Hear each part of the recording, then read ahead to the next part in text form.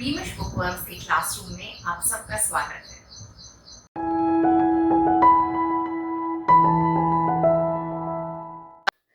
बच्चों, आज हम अ विलेज क्रिकेट मैच का पार्ट 2 पढ़ेंगे और समझेंगे। पढ़ना शुरू करें। But what of the fielding side? Things were not so well with them. If there was doubt and confusion among the warriors of Odenton, there was also uncertainty and disorganization among the ranks of the invaders. Their main trouble was the excessive concentration of their force in the neighborhood of the wicket. Napoleon laid it down that it was impossible to have too many men upon a battlefield, and he used to do everything in his power to call up every available man for a battle. Mr. Hodge, after a swift glance at the ascending ball and a swift glance at the disposition of his troops, disagreed profoundly with the emperor's dictum. He had too many men, far too many. And all, except the youth in the blue silk jumper and the mighty Boone, were moving towards strategical positions underneath the ball, and not one of them appeared to be aware that any of the other existed. Boone had not moved because he was more or less in the right place. But then Boone was not likely to bring off the catch, especially after the episode of the last ball. Major Hawker shouting, "Mine, mine!" in a magnificently self-confident voice was coming up from the bowler's end like a battle cruiser. Mr. Harcourt had obviously lost sight of the ball altogether, if indeed he had ever seen it, for he was running round and round Boone and giggling foolishly. Livingstone and Southcourt, the two cracks, were approaching competently. Either of them would catch it easily.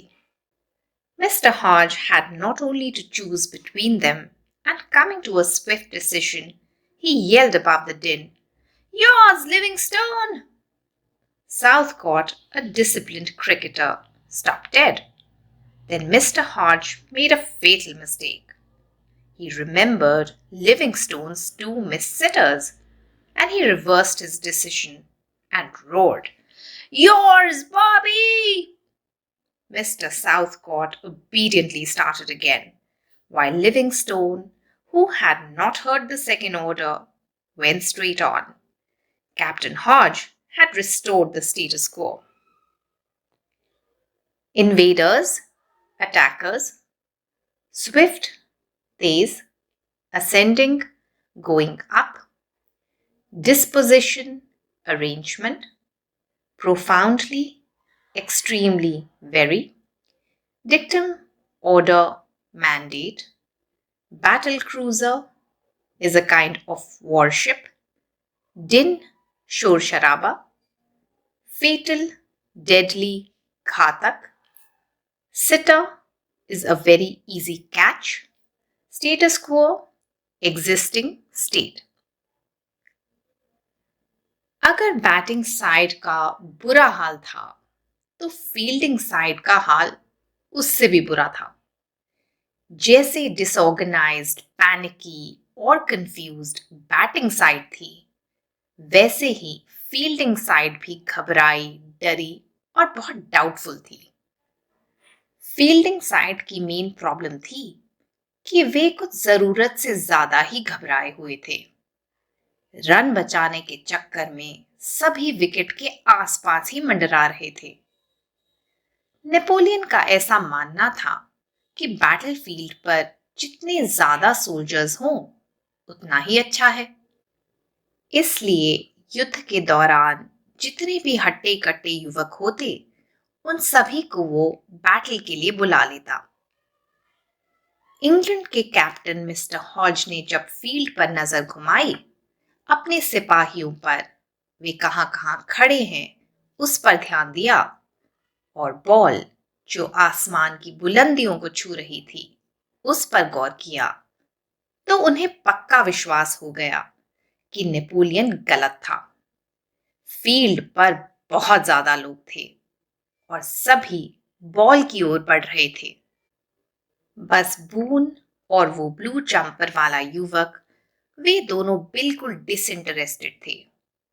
They didn't care if their team won or lost.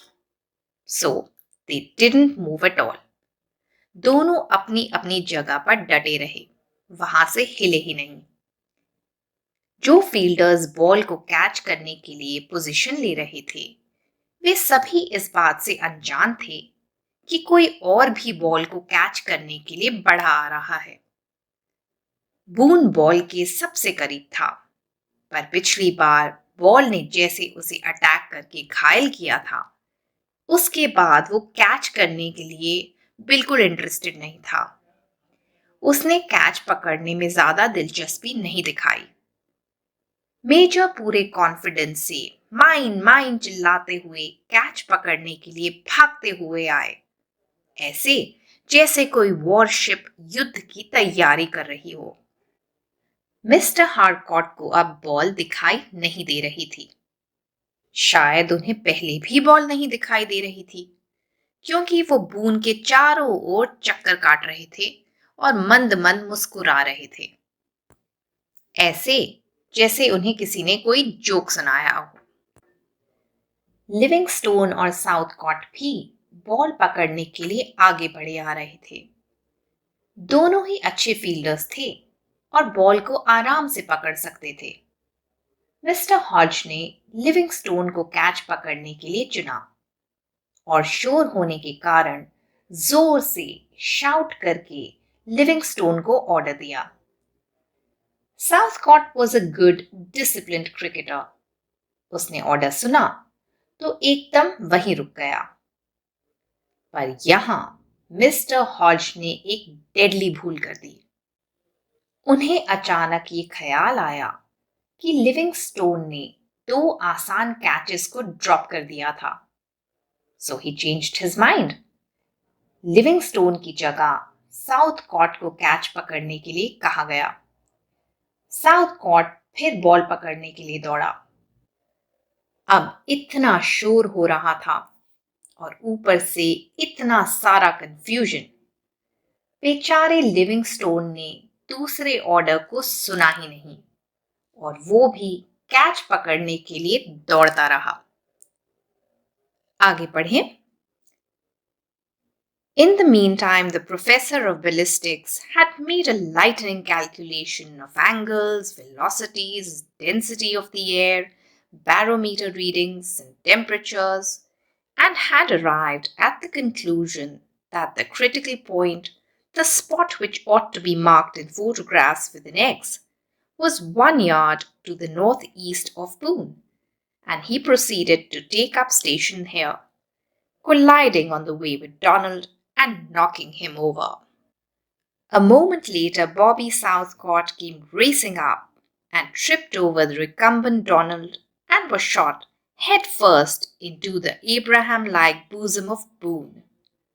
Boone stepped backward under the impact and came down with his spiked boot upon the professor's toe.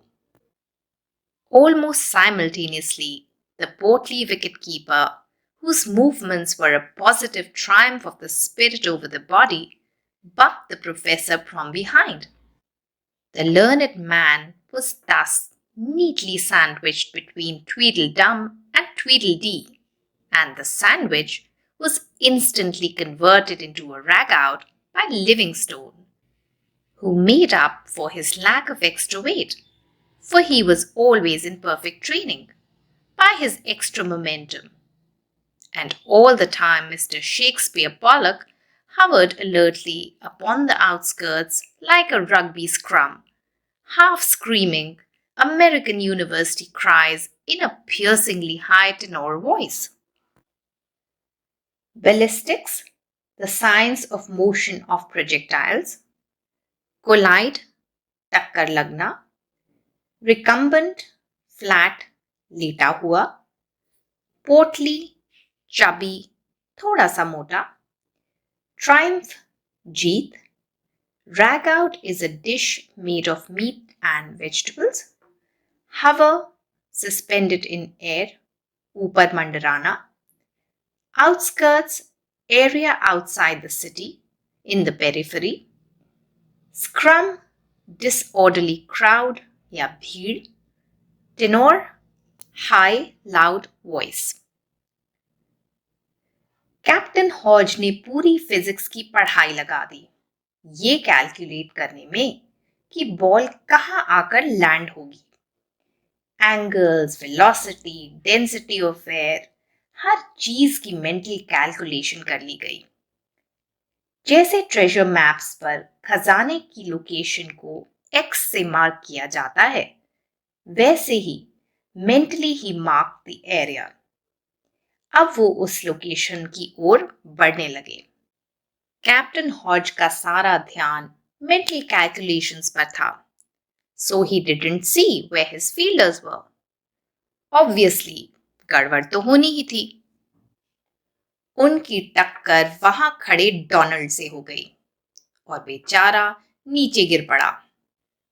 After a moment, साउथकॉट, जो ball पकड़ने के लिए भागा आ रहा था, घास पर गिरे हुए डोनाल्ड पर ट्रिप हो गया और वो लड़खड़ाते हुए भारी भरकम बून से जा टकराया.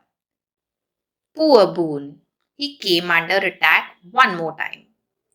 धक्का खाकर वो पीछे की ओर हुआ और उसके जूते के स्पाइक्स कैप्टन के जूते में घुस गए. Absolute and utter confusion. The wicket keeper also joined in the fun. हालांकि वो कुछ चबी था, but despite his weight, वो एजाइल था, फुर्तीला था. वो भी बॉल पकड़ने के लिए पोजीशन में आ गया और कैप्टन से जा टकराया. द पुअर कैप्टन मोटे विकेट कीपर और माइटी बून के बीच में फंस कर रह गए. दो भारी भरकम हट्टे कट्टे बंदों के बीच वो सैंडविच हो गए. यहां बून और विकेट कीपर को एलिस इन वंडरलैंड के कैरेक्टर्स ट्वीडल डम और ट्वीडल टी से कंपेयर किया गया है, जो एक जैसे दिखते थे और जिनके एक्शंस भी आइडेंटिकल थे. अब इस सैंडविच की बन गई खिचड़ी. जब बून, मिस्टर हॉज और विकेट कीपर के ऊपर आकर गिरा लिविंगस्टोन, जो बॉल को कैच करने के मिशन पर था. इस खिचड़ी को पकते पॉलक देख रहा था, जो पास ही में फील्डिंग कर रहा था. उसको देखकर ऐसा लग रहा था कि वो क्रिकेट नहीं रग्बी खेल रहा हो, क्योंकि वो तेज आवाज में जोर जोर से चिल्ला रहा था. आगे पढ़ें. At last, the ball came down. To Mr. Hodge, it seemed a long time before the invention of Sir Isaac Newton finally triumphed. And it was a striking testimony to the mathematical and ballistical skill of the professor that the ball landed with a sharp report upon the top of his head. Thence it leapt up into the air a foot or so, cannoned onto Boone's head, and then trickled slowly down the colossal expanse of the wicket-keeper's back, bouncing slightly as it reached the massive lower portions. It was only a foot from the ground when Mr. Shakespeare Pollock sprang into the vortex with a last, ear-splitting howl of victory and grabbed it off the seat of the wicket-keeper's trousers. The match was a tie, and hardly anyone on the field knew it, except Mr. Hodge, the youth in the blue jumper, and Mr. Pollock himself. For the two batsmen and the runner, undaunted to the last, had picked themselves up and were bent upon completing the single that was to give Ford the crown of victory. Unfortunately, dazed with their falls, with excitement, and with the noise, they all three ran for the same wicket, simultaneously realized their error, and all three turned and ran for the other. The blacksmith, ankle and all, in the center, leading by a yard, so that they looked like pictures of the Russian Troika. But their effort was in vain, for Mr. Pollock had grabbed the ball, and the match was a tie. and both the teams spent the evening at the three-horse shoes. And Mr. Harcourt made a speech in Italian about the glories of England and afterwards fell asleep in a corner. And Donald got home to Royal Avenue at 1 o'clock in the morning, feeling that he had not learned very much about the English from his experience of their national game. Testimony, गवाही, thence, उधर से, cannon, टक्कर खाना, trickle, बूंद बूंद टपकना, colossal, huge, विशाल, expanse, फैलाव, massive also means huge and vishal, vortex, bhavar, pool, undaunted, still enthusiastic despite the difficulties, dazed, confused, unable to think or react. Russian troika is a carriage pulled by three horses. Finally, ball नीचे आई. Mister हॉज को ऐसा लग रहा था जैसे ball eternity के बाद नीचे आ रही हो, मानो न्यूटन्स लॉ ऑफ ग्रेविटी को उसने हरा दिया हो.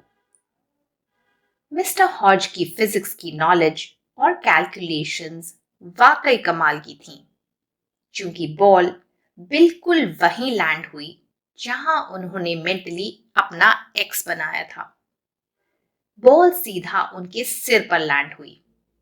उधर से वो हवा में 1 फुट के करीब उछली और बून के सिर पर टकराई. फिर विकेट कीपर की पीठ से रोल होती हुई उसकी हेल्दी बैक साइड पर आई ही थी कि पॉलक ने उसे ग्रैब कर लिया और जीत की खुशी में जोर से चीख मारी. मैच टाई हो गया था, पर फील्ड पर किसी को पता ही नहीं चला, सिवाय मिस्टर हॉज, पॉलक और उस ब्लू जंपर वाले युवक के. बैट्समैन तो अब भी रन बनाने के लिए भाग रहे थे. ब्लैक स्मिथ, जो कि इंजर्ड था, वो भी भाग रहा था. It was absolutely chaotic. तीनों बल्लेबाज भाग रहे थे उस सिंगल को लेने के लिए जिससे उन्हें जीत हासिल होती. पर तीनों एक्साइटमेंट, शोर और अपनी हुई टक्कर के कारण नर्वस और कंफ्यूज थे. All three of them ran towards the same wicket. फिर जैसे ही अपनी गलती का एहसास हुआ तो सभी दूसरी विकेट की ओर भागे. All three of them again ran towards the same wicket. तीनों एक साथ भागते हुए रशियन ट्रॉयका जैसे ही दिख रहे थे, पर बेचारों की सारी मेहनत बेकार गई, क्योंकि बॉल को तो मिस्टर पॉलक ने कैच कर लिया था. The match result was a tie. शाम को दोनों टीम्स पब में मिली. मिस्टर हारकॉट ने इंग्लैंड के वैभव पर speech the. Ironically, the speech was delivered not in English but in Italian. Speech देने के तुरंत बाद वे एक कोने में जाकर सो गए. डोनाल्ड रात के 1 बजे घर वापस पहुंचा तो उसे ऐसा लग रहा था कि उसे ब्रिटिशर्स के बारे में कुछ खास समझ नहीं आया. उसने कुछ खास सीखा नहीं, हालांकि उसने उनकी नेशनल गेम को उनके साथ मिलकर खेला था. He was confused and had no clarity about the English despite playing their national game with them. यहां पूरा होता है अ विलेज क्रिकेट मैच का एक्सप्लेनेशन. आई होप ये चैप्टर आपको अच्छे से समझ आ गया होगा. बीमिश बुकवर्म्स की तरफ से आज इतना ही. Happy reading, happy studying everyone. I hope ये वीडियो आप लोगों को अच्छा लगा होगा. इन केस आपके कोई डाउट्स हैं, कोई क्वेश्चंस हैं, तो नीचे कमेंट सेक्शन में आप मुझसे पूछ सकते हैं. Thank you for watching. अगर आपको आज मेरे साथ सीखने में मज़ा आया तो प्लीज़ बीमिश बुकवर्म्स को लाइक और सब्सक्राइब करें. साथ ही में लगे बेल आइकन को ज़रूर दबाएं ताकि मेरे चैनल की सभी नोटिफिकेशंस आपको मिलती रहें. Thank you for watching.